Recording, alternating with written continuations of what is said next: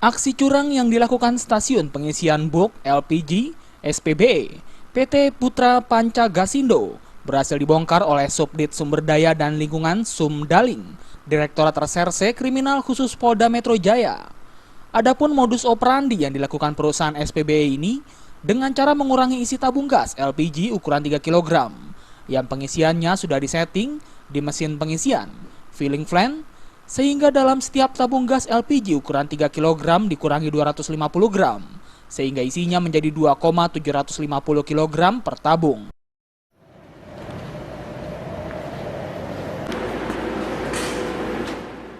Dua tersangka yang berhasil ditangkap diantaranya berinisial JS, yang merupakan manajer perusahaan PT Putra Panca Gasindo, dan Des, seorang teknisi perusahaan.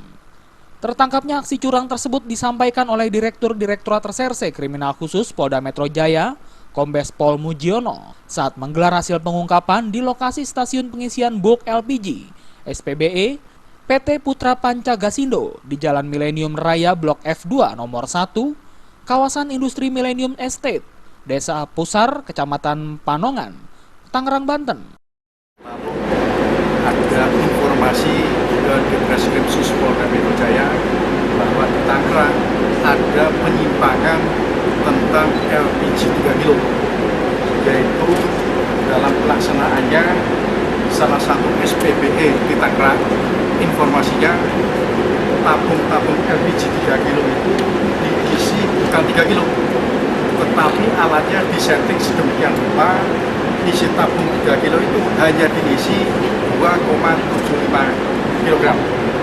Informasi itu alhamdulillah dengan cepat kita terima, dengan cepat kita ditindaklanjuti, dan akhirnya betul.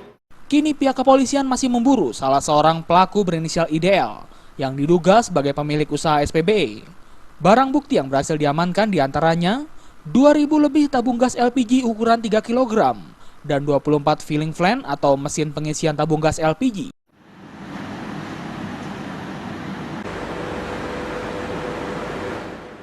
Dari Jakarta, Zikri Amin melaporkan.